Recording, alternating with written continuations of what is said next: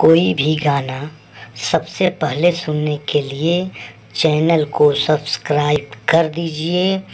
और घंटी को भी दबा दीजिए। जय माता दी।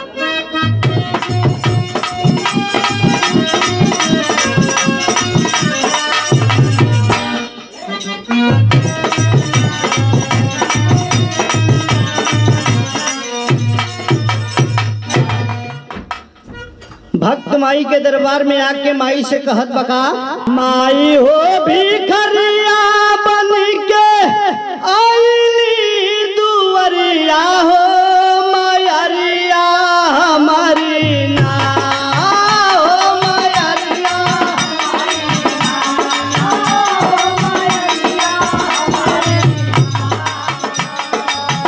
माई हो भिखरिया बन के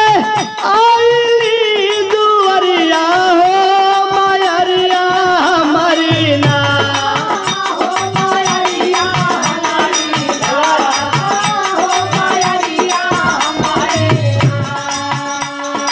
आइल तोहारी दुवरिया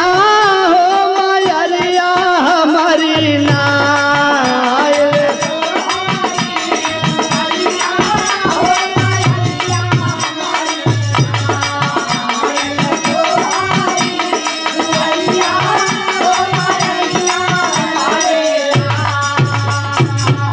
और भक्त कहता माई से का, नाही चाही धान दौलत सोना के गठरिया हो मायरिया हमारी ना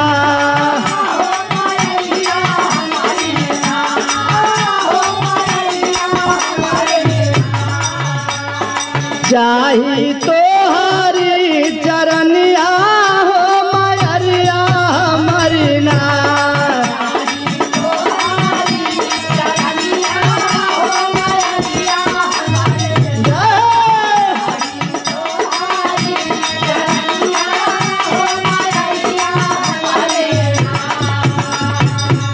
भक्त कहत बा कि हे माई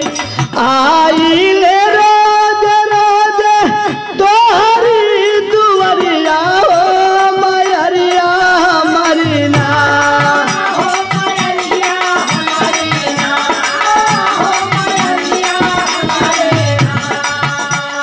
बरसे अखिया के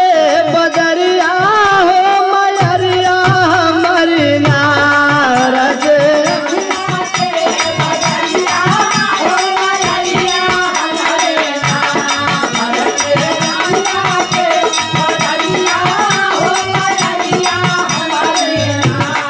कहत बा हे माई ये दुनिया में सबके तरलू हमार नंबर कब आई। कहत बा सबही के तरलू माई यही रे नगरिया हो मायरिया हमारी ना